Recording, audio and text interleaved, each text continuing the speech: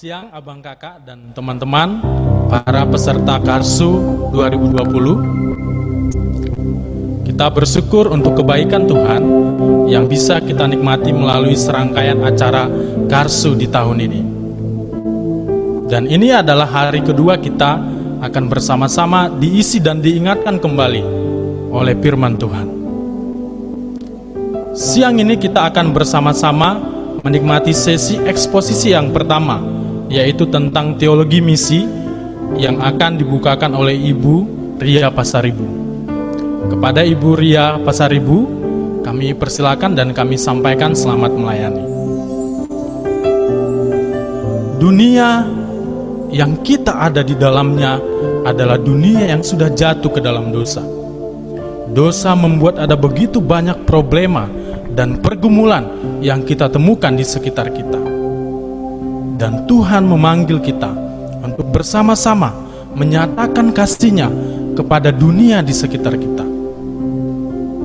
Sebelum kita mendengarkan firman Tuhan, mari kita menaikkan satu pujian. Mereka perlukan.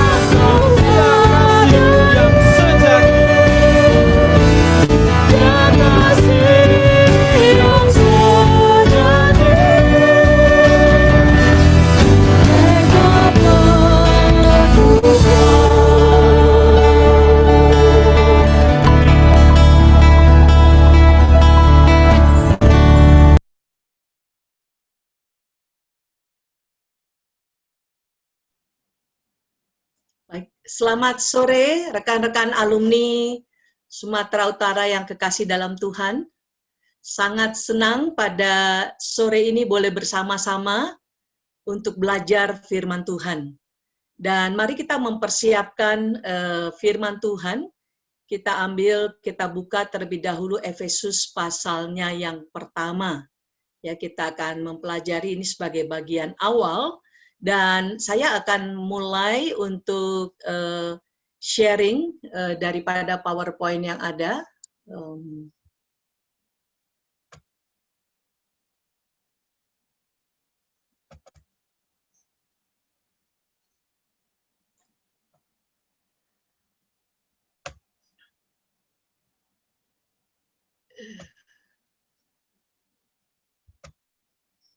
Baik, hari ini saya diminta untuk membawa tentang bagian ini, yaitu teologia misi, di mana di dalam bagian ini adalah hal-hal yang sangat penting kita pelajari sebagai alumni yang sudah mengalami Tuhan, sehingga kita bisa mengisi hidup ini dengan lebih baik, lebih mendalam tentunya bersama dengan Tuhan.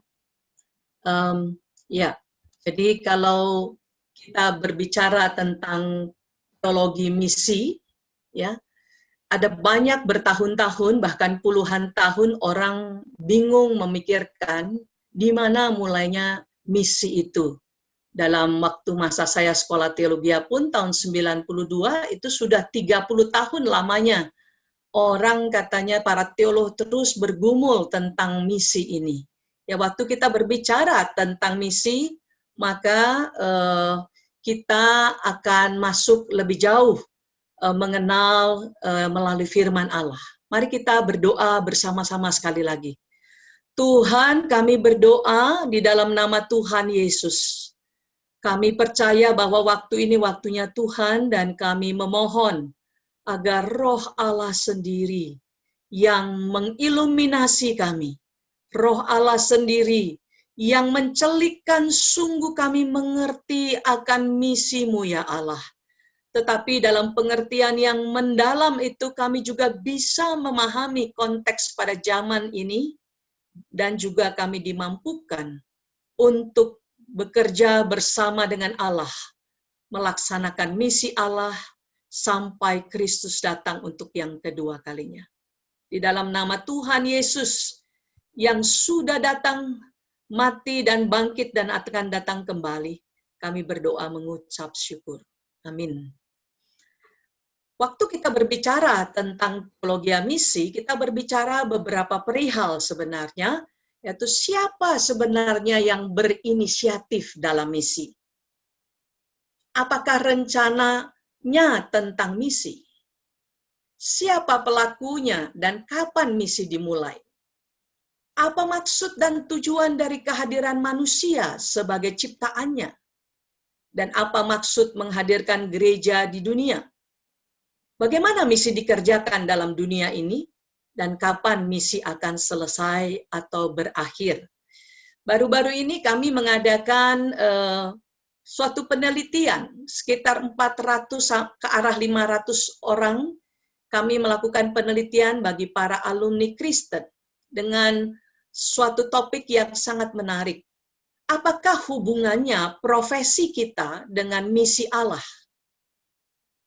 Lalu setelah disebarkan dan dilakukan pemikiran ya di dalam kuis-kuis yang diadakan itu, sampailah pada hasilnya. Pada waktu dibacakan semua hasilnya B-. Tentunya ini sesuatu yang cukup prihatin, karena sebenarnya ada banyak yang tidak memahami dengan jelas bagaimana profesi kita, hidup kita ini di dalam konteks ikut serta melakukan misi Allah.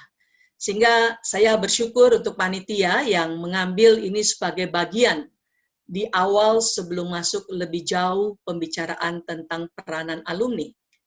Nah, tadi saya sudah sampaikan dalam teologi misi ini kita berbicara hal-hal ini. Karena itu kita masuk siapa yang berinisiatif di dalam misi. Kita akan buka itu di dalam bagiannya tadi, Efesus pasalnya yang pertama, ayatnya yang ke-9 dan ayatnya yang ke-10. Maka pada waktu kita mempelajari bagian ini, Efesus pasal 1 ayat 9 berkata bahwa sebab ia telah menyatakan rahasia kehendaknya kepada kita, sesuai dengan rencana kerelaannya, yaitu rencana kerelaan yang dari semula telah ditetapkannya di dalam Kristus, sebagai persiapan kegenapan waktu untuk mempersatukan di dalam Kristus sebagai kepala segala sesuatu, baik yang di surga maupun yang di bumi.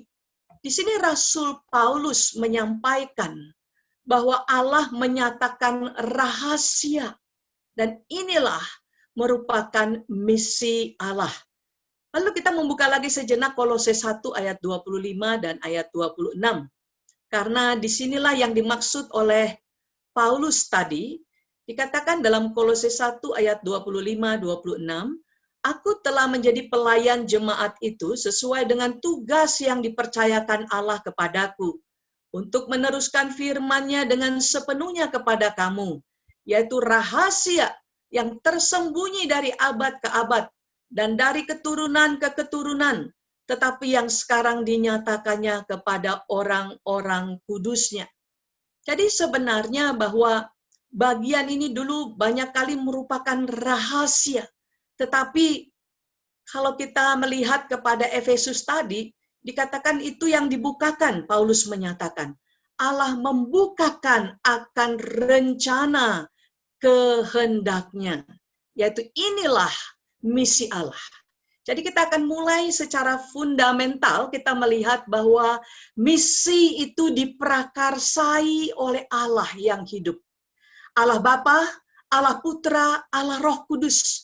Merekalah owning the mission. Mereka yang memiliki inisiatif misi itu merencanakannya sebelum dunia diciptakan. Dan itu ditetapkannya di dalam Kristus Yesus. Jadi kalau kita lihat di dalam bagian ini, kalau kita alumni atau gereja Tuhan ingin betul-betul memahami misi, maka kita harus berorientasi kepada visi misi daripada Allah itu sendiri. Karena itu bukan inisiatif manusia, bukan kegiatan manusia, melainkan Allah yang berkarya. Atau dengan kata lain saya sering memakai dalam fundamentalnya, God with a mission. He's the one thinking, deciding, planning, making, completing his mission. Jadi Allah itulah yang memikirkan, Allah itu juga merencanakan, dan dia memutuskan, bahkan dia juga yang mengerjakan sampai pada akhirnya. God redemptive work. Inilah pekerjaan penyelamatan Allah yang dinyatakan dengan jelas di dalam kitab Kejadian sampai dengan kitab Wahyu. Jadi kalau hal ini kita bertanya, Alkitab itu apa? Sebenarnya Alkitab itu adalah misi Allah. Jadi Alkitab bukan berisi misi Allah, melainkan Alkitab itu sendiri adalah misi Allah.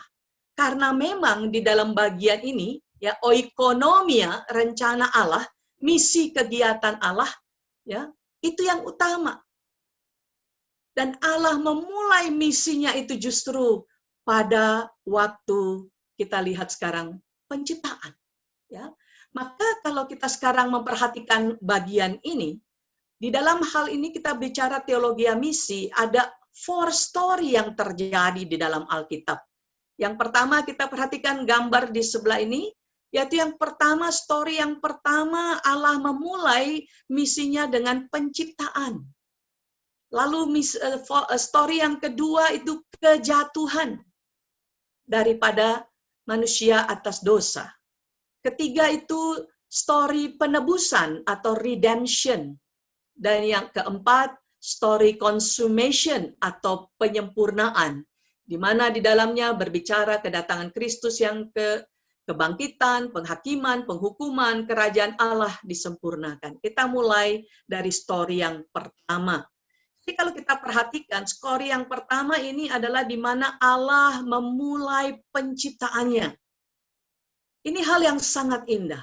misi dimulai oleh Allah dan itu dikerjakan. Bukan, banyak orang berbicara Kejadian 3 baru itu adalah misi Allah. Bukan. Misi Allah dimulai sejak Allah menciptakan dunia ini. Maka diciptakanlah hari pertama, dipisahkan terang dengan gelap, waktu itu sangat kacau. Lalu hari kedua memisahkan dari air ya. Lalu yang ketiga kita lihat itu ya. Terus tumbuh-tumbuhan. Yang keempat dia menciptakan matahari dan mengatur malam dan siang. Yang kelima dia mulai menciptakan binatang dan sebagainya. Lalu yang terakhir sekali kita sama-sama memahami sejak sekolah minggu hari ini ya. Jadi menciptakan manusia. Lalu pada hari yang ketujuh dikatakan di sana bahwa semuanya itu, mari kita perhatikan dalam Kejadian pasalnya yang pertama ayatnya yang ke-31 ya. Maka Allah melihat segala yang dijadikannya itu sungguh amat baik. Atau kalimat di sini dikatakan juga bisa dipakai shalom. Segala sesuatunya diciptakan dengan membawa shalom Allah. Jadi kalau kita perhatikan di dalam bagian ini, lihatlah bagian yang pertama, yang abu-abu ini. Bahwa shalom itu berbicara tentang relasi. Bahwa Allah menciptakan manusia segambar dengan Dia, di mana Allah menciptakan manusia mempunyai potensi untuk bersekutu dengan Allah. Sehingga kita lihat di sini shalom, bahwa hubungan manusia begitu intim, begitu akrab, Adam dan Hawa tiap hari bertemu Tuhan di Taman Eden. Tetapi juga manusia dengan dirinya sendiri berdamai. Dia sangat menghargai dirinya, diciptakan sebagai makhluk yang segambar dengan Allah. Memahami hakikat dirinya dan panggilannya. Lalu yang ketiga adalah bagaimana dia memiliki hubungan dengan sesamanya, yaitu saat itu dengan Hawa. Mereka bergaul begitu intim, begitu baik ya di dalamnya, dan mereka bekerja bersama-sama. Begitu juga hubungan dengan seluruh ciptaan yang lain. Sehingga kalau kita sekarang melihat ke kanan, bagian daripada order shalom itu, yang pertama adalah kita lihat bahwa Allah itu menciptakan manusia, dunia ini menyeluruh, holistik. Ya, materi dan spiritual. Tidak pernah materi itu diciptakan oleh yang lain atau si jahat dan sebagainya. Pemahaman ini perlu kita ingat sejak awal. Bahwa holistik yaitu di mana materi dan spiritual created by God. Diciptakan oleh Allah. Jadi tidak ada yang buruk, tidak ada yang gelap. Ya, seluruhnya sungguh-sungguh diciptakan oleh Allah. Yang kedua, kalau kita melihat adalah terorder, di mana sistem diciptakan.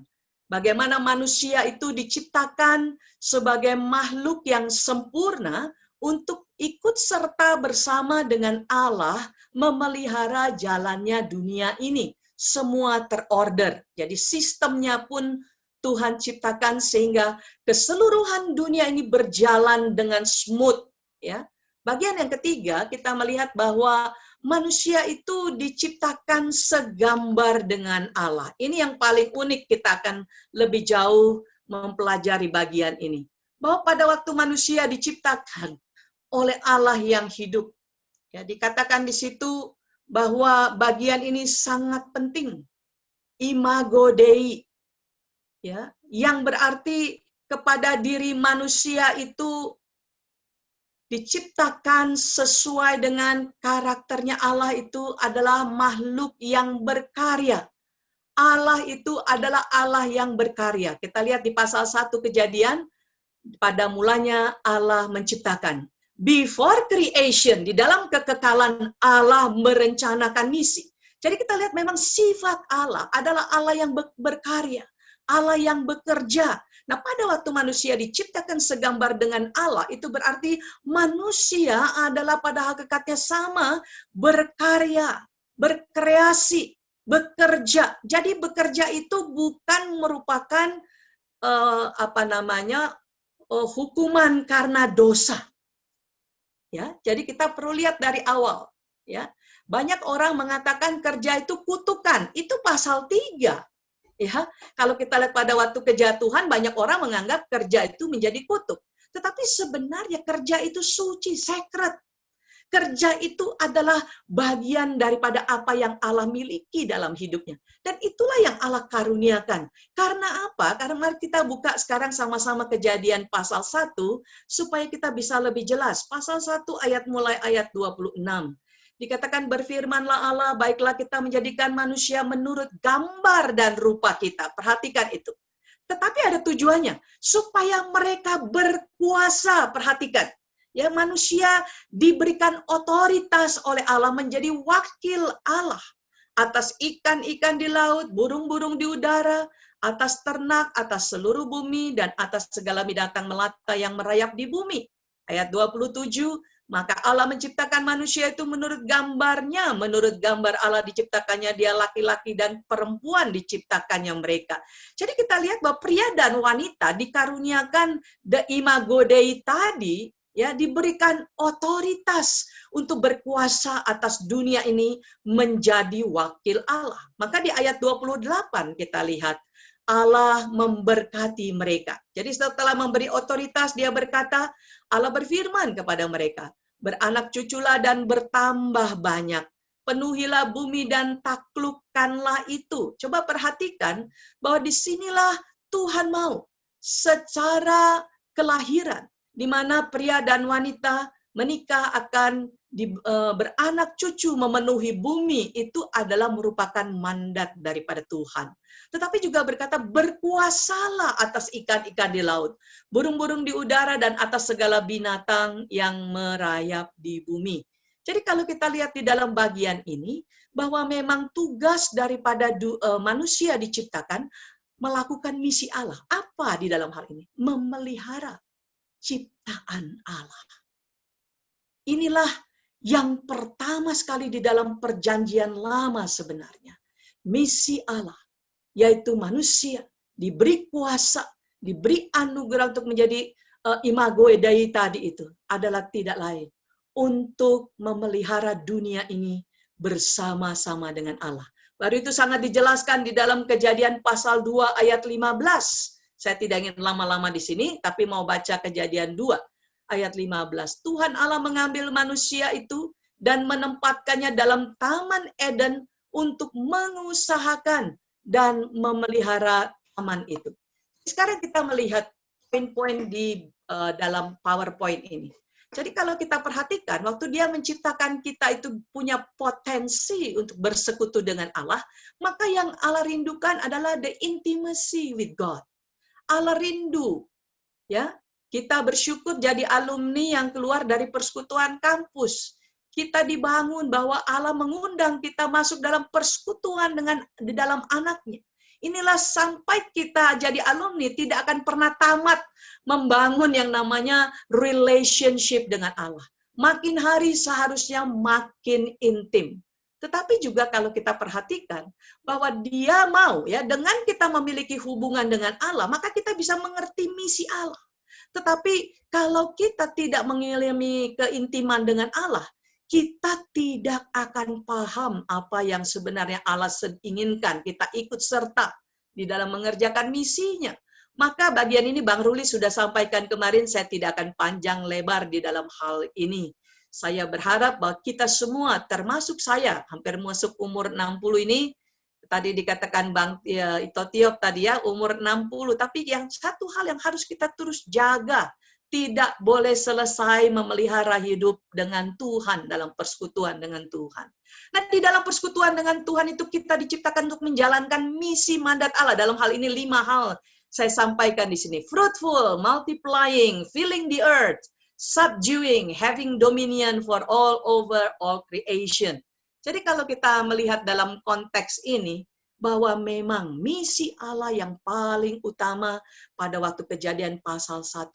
Bagaimana shalom itu terus harus dipelihara, dilakukan oleh manusia terhadap seluruh ciptaan Allah. Sehingga sebenarnya di dalam bagian ini diperlukan kerja keras, berpikir keras, bertindak keras, bekerja bersama-sama, memelihara ciptaan Allah. Dan pada hari ke-7 adalah hari di mana manusia beristirahat. Sehingga sekali lagi saya ingin menyampaikan dalam konteks ini, bekerja itu bukan merupakan kutukan, melainkan bekerja itu adalah merupakan anugerah daripada Allah.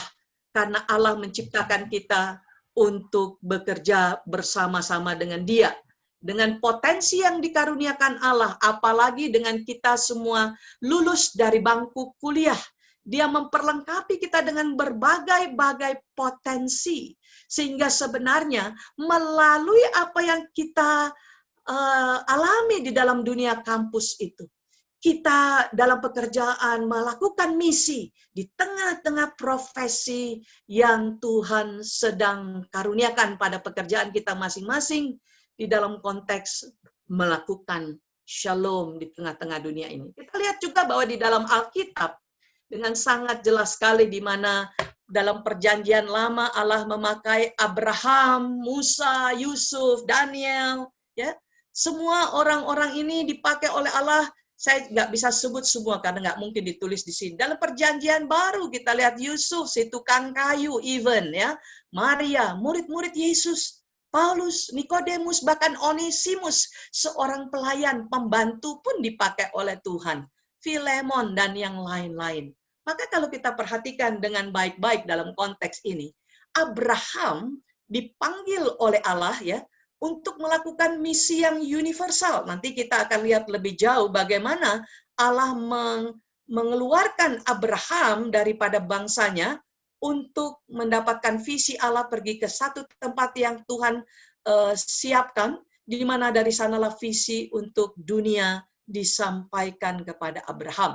Tapi kita masuk dulu pada story yang ketiga, supaya tidak terlalu berlama-lama. Nah, kita tahu kejadian pasal yang ketiga, Adam dan Hawa jatuh dalam dosa. Sehingga yang terjadi adalah, coba perhatikan di situ, tadinya hubungan yang begitu mulus, ya, maka sekarang wire-wire di situ ya. Jadi kalau kita perhatikan sekarang di dalam bagian ini, ya, putus hubungan antara manusia dengan Allah, manusia dengan dirinya sendiri, manusia dengan orang lain atau komunitas, manusia dengan ciptaan yang lain, dengan lingkungan yang lain. Apa yang kita bisa perhatikan di sini? Bahwa pada akhirnya manusia menjadi bingung dengan Tuhan. Tidak lagi mengenal Tuhan sebagai pribadi yang harus disembah, ya. Tetapi bukan lagi menjadi penyembah kepada Allah, melainkan menyembah kepada ilah-ilah, bahkan diri sendiri pun bisa dianggap sebagai Tuhan. Lalu bagaimana dengan diri sendiri? Bahwa kalau kita perhatikan di situ ya, terjadi distorsi tentang diri sendiri, ya. Yaitu kita tidak lagi memahami value of ourselves, nilai hidup kita, siapa kita. Banyak orang menjadi selalu bertanya, siapa saya, mau apa saya, mau kemana saya, dan untuk apa saya, bagaimana masa depan saya. Sehingga manusia juga mengalami diminished vocation, panggilan hidupnya juga menjadi kabur, tidak jelas untuk apa hadir di tengah dunia ini. Disinilah teologi misi membahasnya.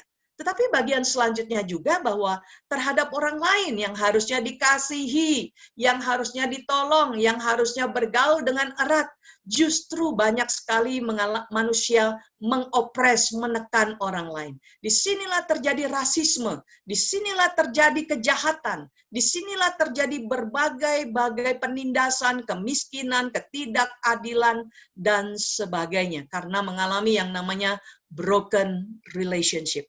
Bagaimana dengan selanjutnya ciptaan yang lain atau environment yang dulunya diminta untuk memelihara, mengerjakan, membangun dengan subur ciptaan-ciptaan yang ada, tetapi justru yang terjadi bahwa ciptaan lain dieksploitasi oleh manusia.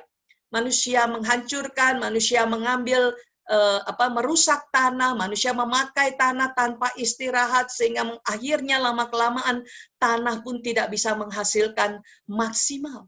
Dan banyak sekali dipakai untuk memperkaya diri, untuk menaikkan posisi yang tidak halal dan sebagainya.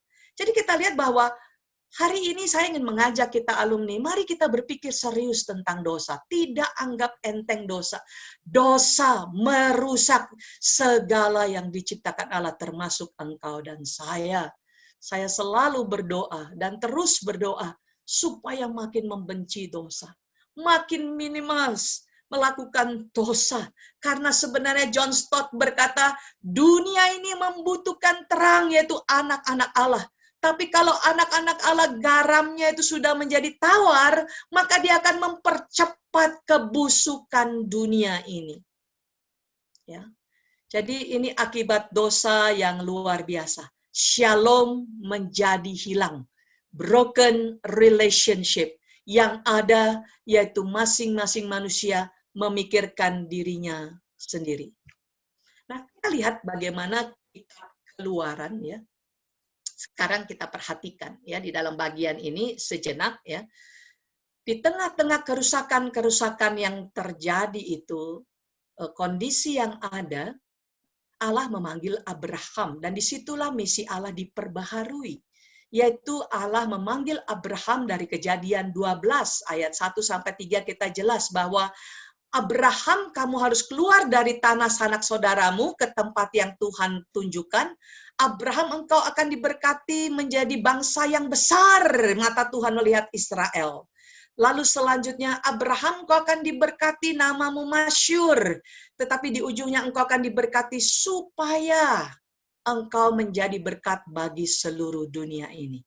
Jadi kita lihat di situ Allah tidak pernah gagal terhadap misinya. Ini poin penting yang saya tekankan.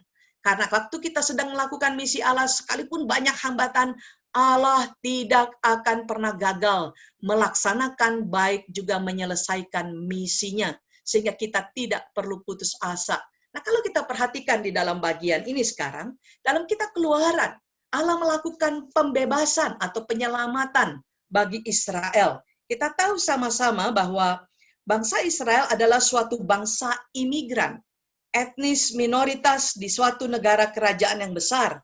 Ya, kita tahu karena kelaparan pada akhirnya mereka itu dibawa oleh Yusuf ya, dan di tempat Yusuf menjadi menteri perekonomian, di sanalah Tuhan menyelamatkan bangsa pilihan Allah. Perhatikan ini. Inilah misi Allah. Yaitu walaupun dia sebagai seorang ekonom, tugas dia adalah betul-betul membuat bagaimana supaya pada masa 7 tahun kelaparan dunia, termasuk kepada bangsa Israel, itu misi dia. Yaitu bagaimana dia memelihara supaya 7 tahun itu mereka tidak mati. Kenapa? Kalau bangsa Israel habis, maka tujuan Allah yang akan dikerjakan melalui Israel, di mana nanti akan datang dari keturunan Israel akan hadir Mesias, itu tidak akan terjadi. Jadi kita lihat di sini misi harus dilihat secara broad, secara menyeluruh, tidak hanya secara dikotomi, ya, yaitu hanya spiritual, melainkan secara menyeluruh di dalam misi Allah sepenuhnya. Oleh karena itu, teman-teman yang kekasih dalam doa, dalam Tuhan, kita melihat di dalam bagian ini ada 4 hal pembebasan yang Tuhan lakukan dikala bangsa Israel mengalami tekanan diperbudak dalam 4 dimensi. Yang pertama masalah politik, ya, di mana bangsa ini yang tadinya dibawa oleh Yusuf dan sekarang Raja Fir'aun sudah menjadi raja generasi baru, menekan luar biasa. Sehingga kita melihat bahwa mereka itu memiliki ketakutan yang luar biasa karena dieksploitasi, diskriminasi, ya, itulah yang terjadi dan mereka berteriak kepada Allah. Karya penebusan Allah termasuk mengakhiri perbudakan politik ini untuk akhirnya memampukan Israel menjadi mapan sebagai bangsa yang merdeka. Namun perbudakan permanen di bawah penindasan politik tidak bisa ditolerir karena merintangi terwujudnya janji Allah kepada Abraham itu. Jadi untuk membebaskan mereka, Allah mengkonfrontir kekuatan negara kekaisaran itu melalui Musa. Jadi kita lihat di sini Musa sebagai pemimpin, dia pemimpin politik di awalnya, yaitu dipakai Allah dalam bidang politik untuk membebaskan mereka daripada perbudakan bangsa Mesir. Dan nanti kita lihat selanjutnya Musa yang dipakai untuk membawa ke Gunung Sinai dan membangun disitulah perjanjian mereka bersama dengan Allah. Tetapi yang kedua sekarang kita mau bahas lagi dari sudut ekonomi. Mereka mengalami 400 tahun bekerja rodi luar biasa. Bahkan mereka disuruh buat batu-batu yang luar biasa itu dengan disiksa, diminta untuk melakukan juga 2 kali lipat. Jadi mereka begitu luar biasa kesakitan sampai di Keluaran pasal 1-2 kita dengar mereka menangis dan erangan mereka didengar oleh Tuhan. Maka Tuhan bertindak di sana. Jeritan mereka itu, rasa sakit yang paling dirasakan yaitu penindasan dalam ekonomi ini. Karena mereka dieksploitasi menjadi budak. Tetapi Allah yang hidup itu dalam Keluaran 1-2 itu mendengar teriak mereka. Di sini hal yang sangat indah. Bahwa melalui jeritan mereka, Allah mencetuskan intervensi belas kasihan dengan mengutus Musa yang lahir pada zaman itu. Yang mereka pada akhirnya dikeluarkan daripada Mesir.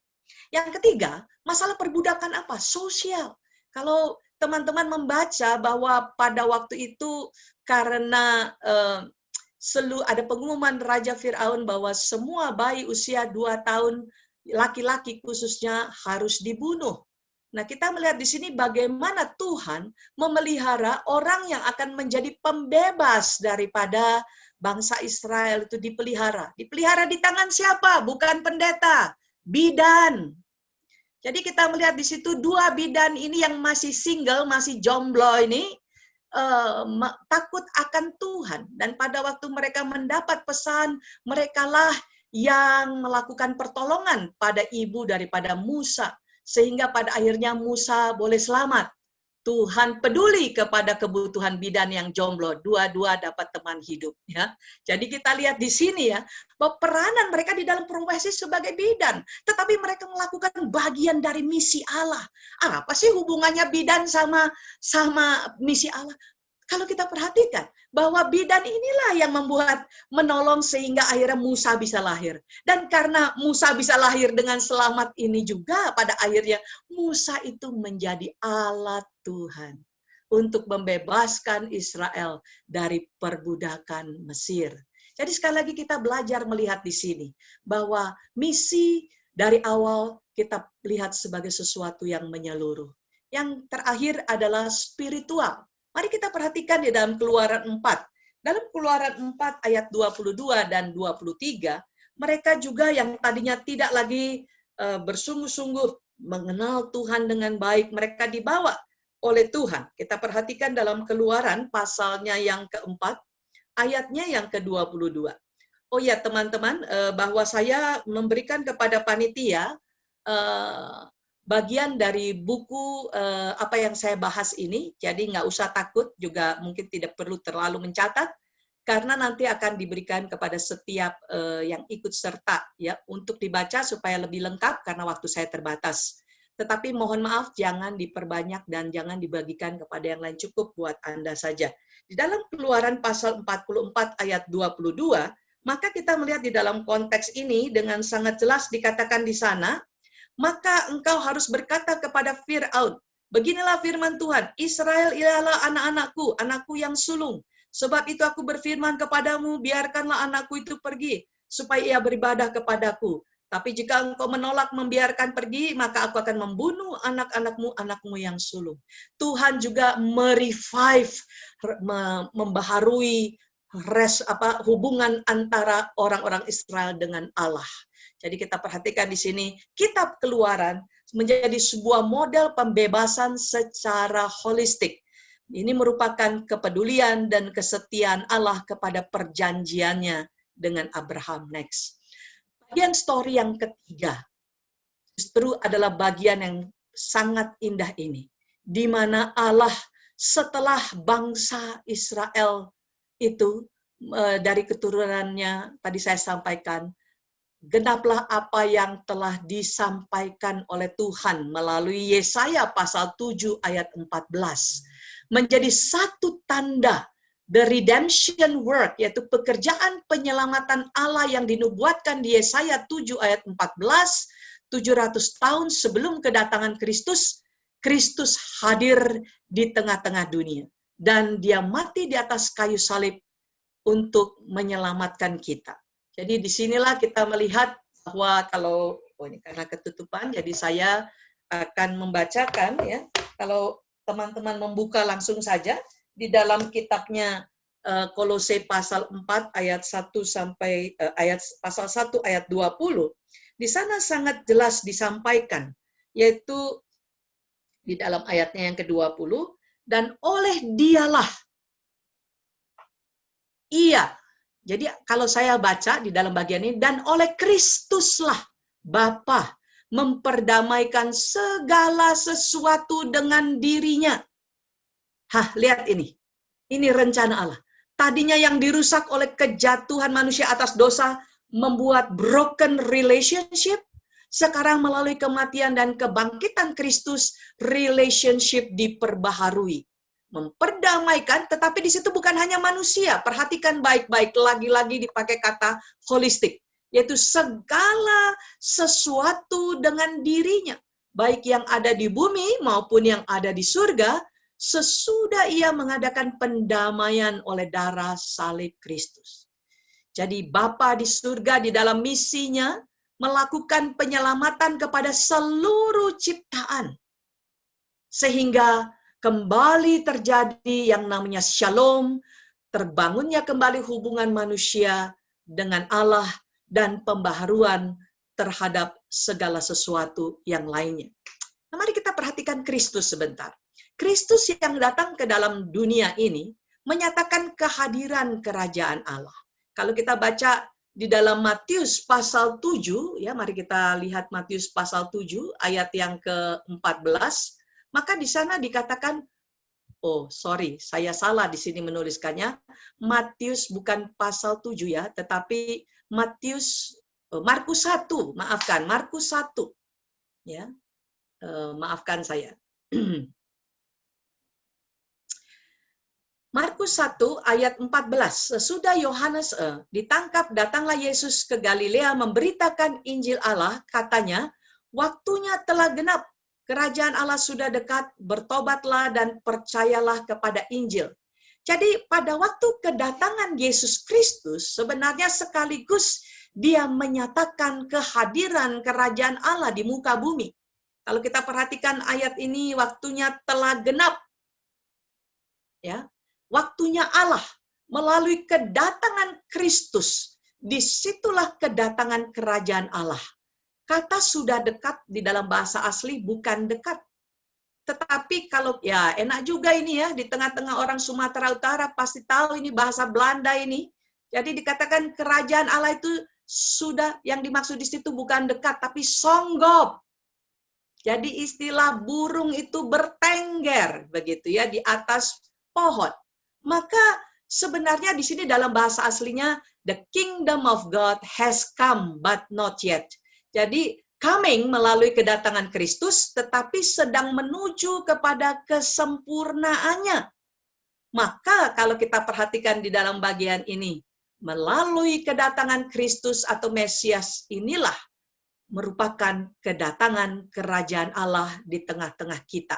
Dan Yesus memanifestasikan kerajaan itu dengan kitab Lukas pasal 4 ayat 18 dan ayat 19 menyampaikan, ya, saya mau bacakan Lukas 4, Roh Tuhan ayat 18 ya, ada padaku, oleh sebab ia telah mengurapi aku untuk menyampaikan kabar baik kepada orang-orang miskin. Dan dia telah mengutus aku untuk memberitakan pembebasan kepada orang-orang tawanan, penglihatan bagi orang-orang buta, untuk membebaskan orang-orang yang tertindas, untuk memberitahukan tahun rahmat Tuhan telah datang. Jadi tahun anugerah Tuhan, kedatangan Mesias yang menghadirkan kerajaan Allah, itu dimanifestasikan. Yesus pertama-tama, saya kemarin menikmati sekali di dalam satu pembahasan seorang dosen STT Bandung ya, menyampaikan bahwa coba perhatikan bahwa pada waktu pemuritan Yesus, pertama-tama bukan dipanggil di kelas untuk pemuritan, tapi pemuritannya berlangsung dengan mengajak bertemu dengan orang yang kusta. Jadi kita lihat di dalam bagian ini, pemuritan Yesus itu melakukan terobosan yang baru, artinya bahwa mereka bukan hanya belajar di kelas, tapi di luar kelas. Tapi yang kedua juga mereka langsung Yesus mempraktekkan apa itu kerajaan Allah. Allah menyatakan kuasanya melepaskan orang dari perbudakan kusta. Dan kita tahu di dalam perjanjian lama itu orang-orang tidak boleh memegang orang kusta. Ya, para imam tidak boleh pegang, nanti tidak kudus dan tidak boleh mimpin ibadah.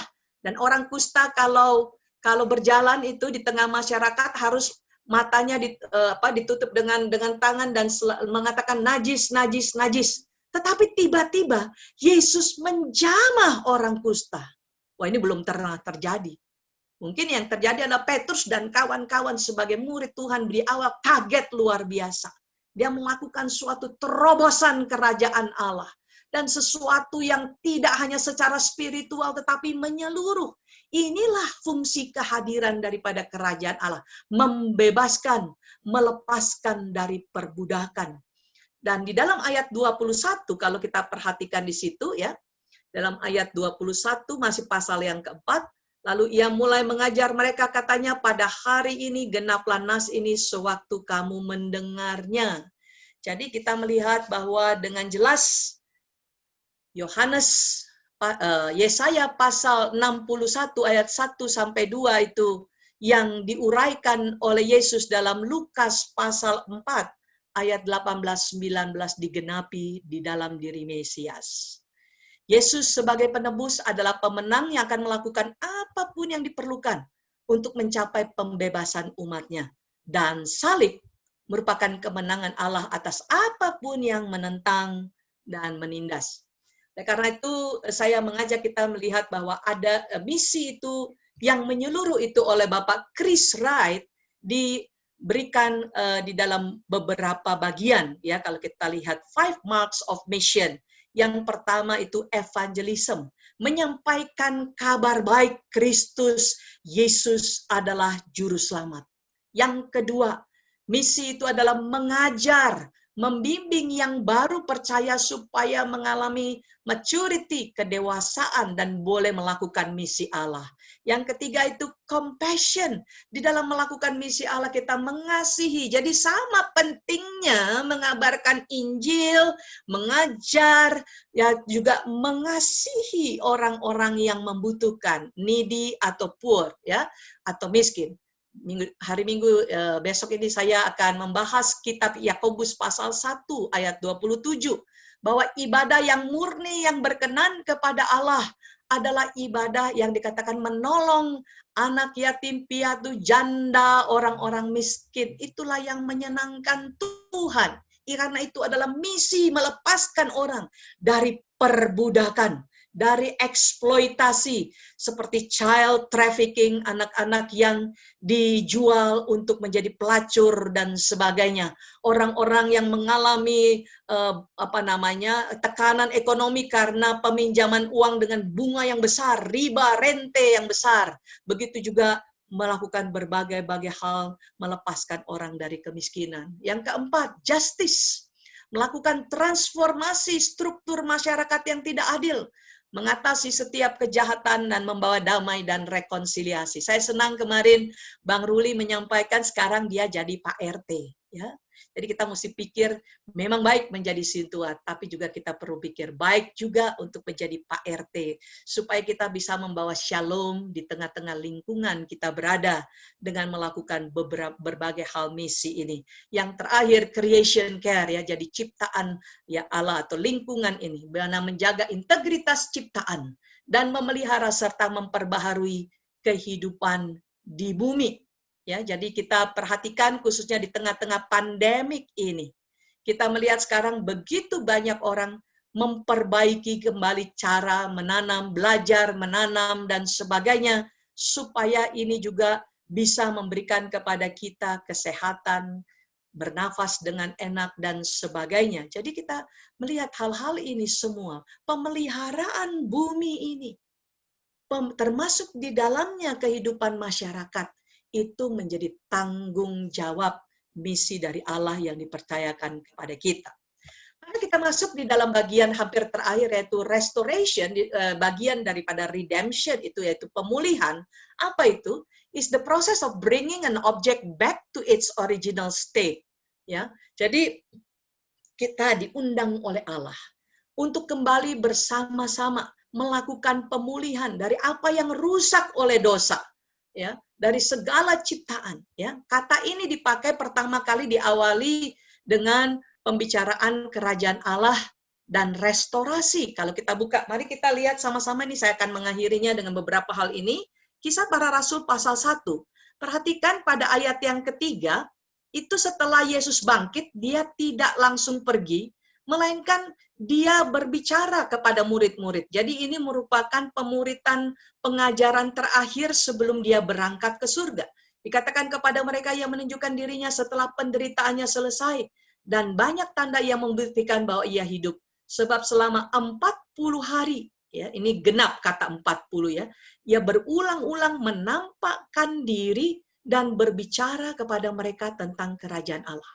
Jadi kerajaan Allah itu sudah hadir di tengah dunia tetapi sedang menuju kepada kesempurnaannya. Disinilah Allah mengundang engkau dan saya sebagai alumni Kristen, sebagai gereja Tuhan, untuk bekerja melakukan pemulihan, restorasi. Nah tadinya murid-murid nggak ngerti, coba lihat itu setelah ngomong 40 hari, pertanyaan ayat 6, kita lihat pasal 1 ayat 6, maka bertanyalah mereka berkumpul di situ, Tuhan maukah engkau pada masa ini memulihkan, itu kali dipakai kata pertama sekali, restorasi di situ, kerajaan bagi Israel.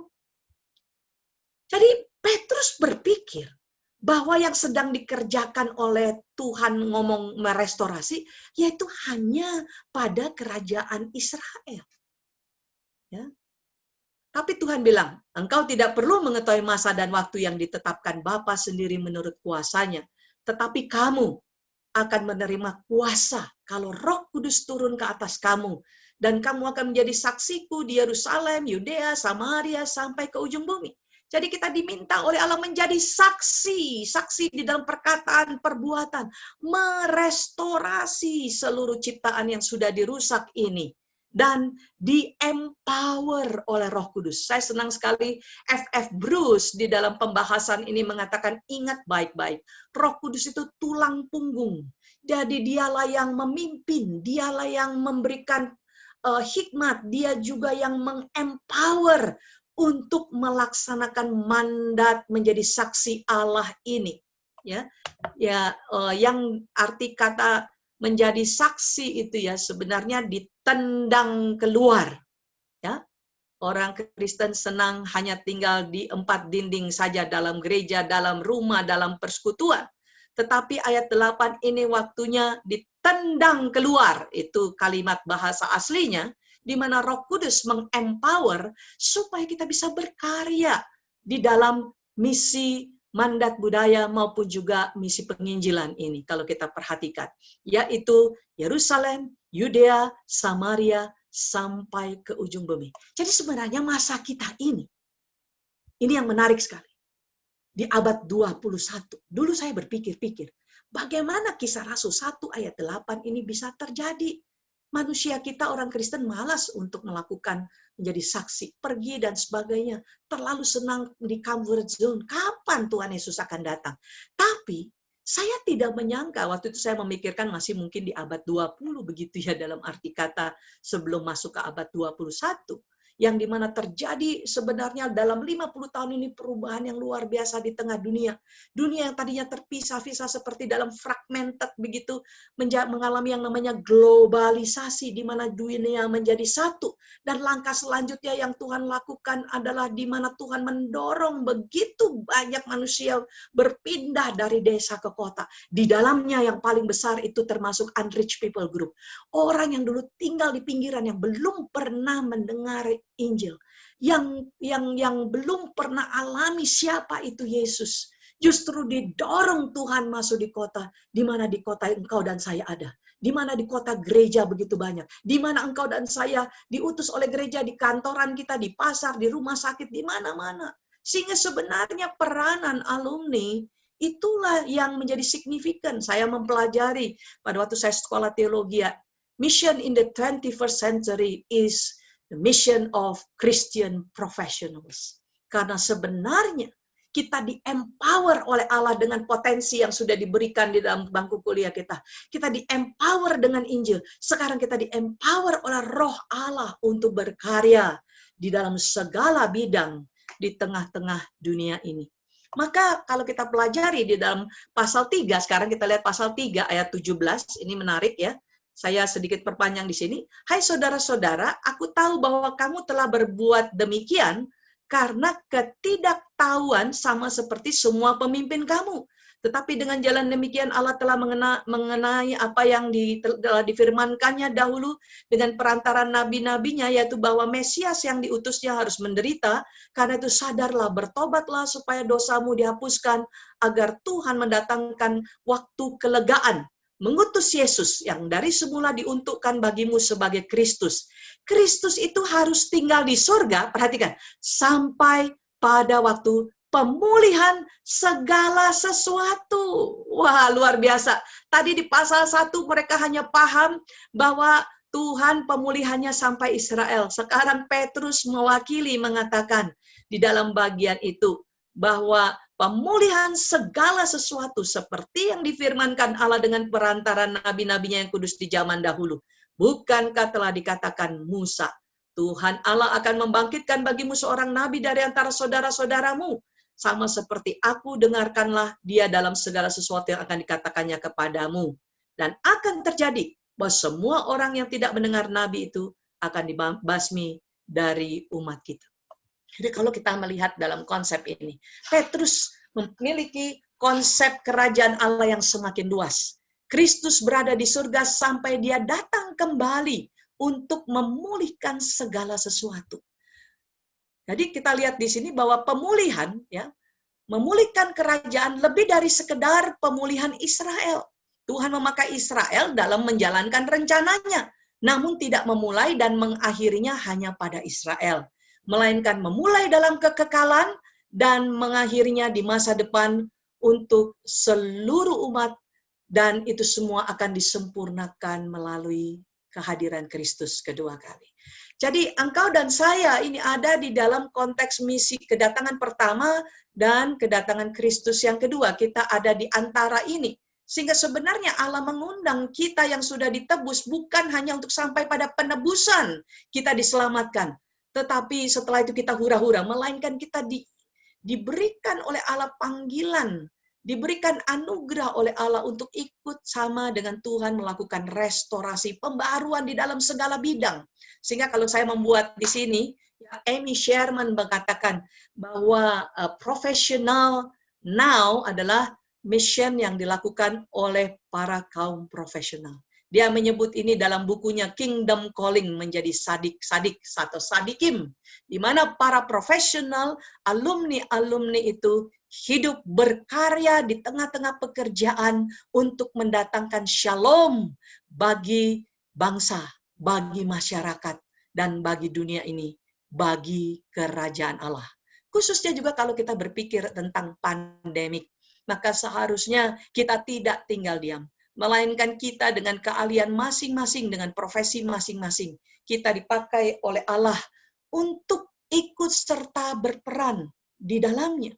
Saya ingin mengajak kita melihat sejenak, hanya sedikit karena ini poin daripada masa pandemik ini. Bahwa pandemik ini bukan hanya terjadi saat ini. Memang saat ini terjadi untuk seluruh dunia. Tetapi pandemik ini sudah terjadi ratusan tahun. Salah satu juga masalah pada waktu masa di mana terjadi yang namanya pada masanya Martin Luther. Nah, pada waktu itu orang pada berlarian dari daerah di mana mereka berada. Lalu ada pertanyaan seorang teolog kepada Martin Luther, apakah orang Kristen boleh berlari di tengah-tengah pandemi keluar dari tempat ini? Dijawab oleh Martin Luther, ya, itu tergantung imannya. Kalau memang dia memiliki iman lemah, biarkan dia pergi. Tetapi sebaiknya kalau kita memahami kedaulatan Allah, otoritas Allah, yang memelihara segala sesuatu, even di tengah pandemik ini. Seharusnya kita dikuatkan oleh Tuhan untuk ambil bagian di tengah-tengah pandemik, untuk berkarya, untuk melakukan berbagai hal kepada banyak sekali yang lemah.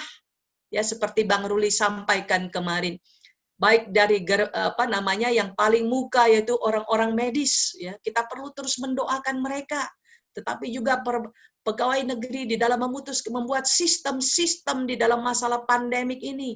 Ya, kita lihat juga para pebisnis di mana UMKM sangat diperlukan.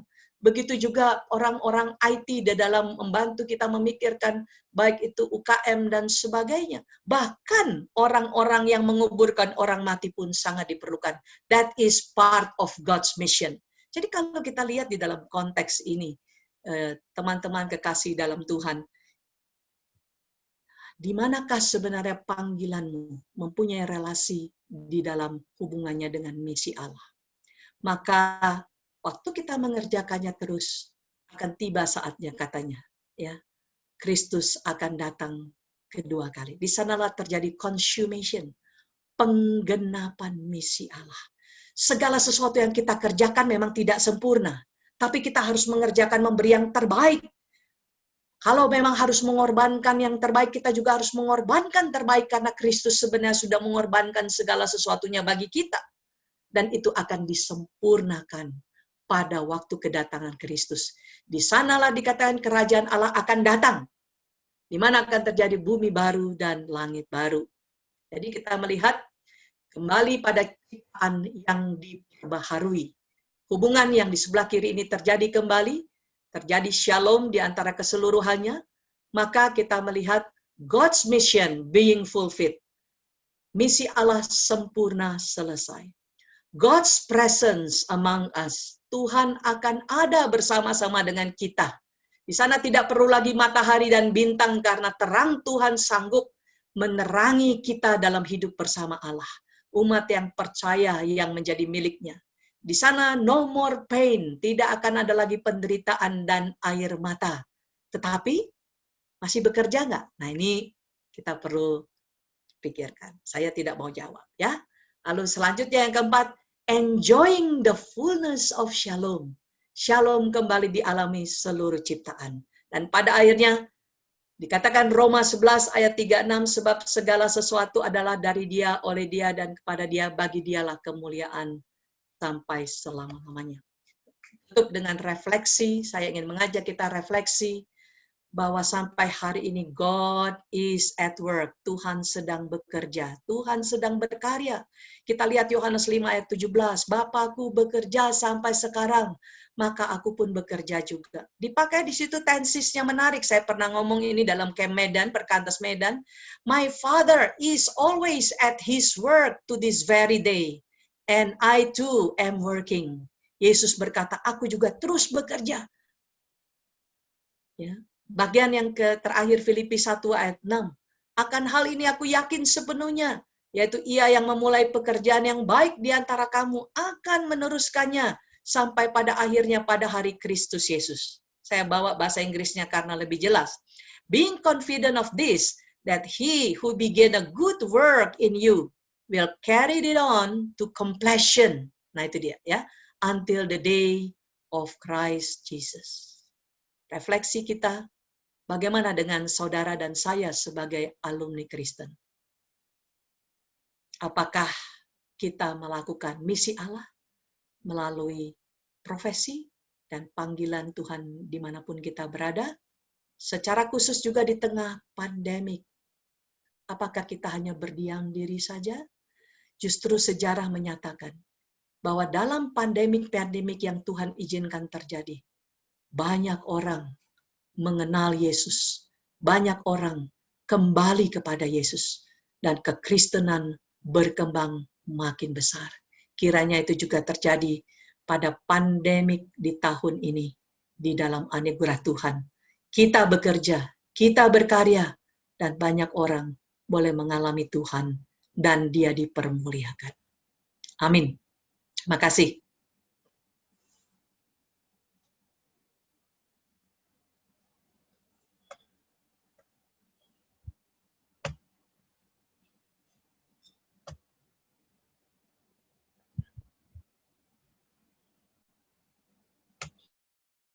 Kita bersyukur kepada Tuhan.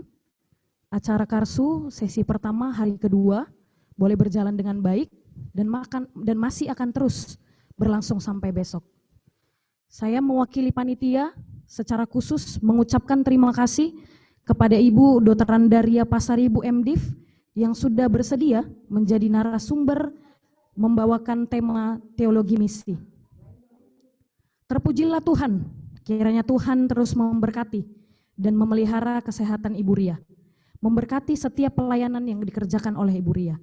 Sekali lagi, saya atas nama panitia mengucapkan terima kasih. Tuhan Yesus memberkati.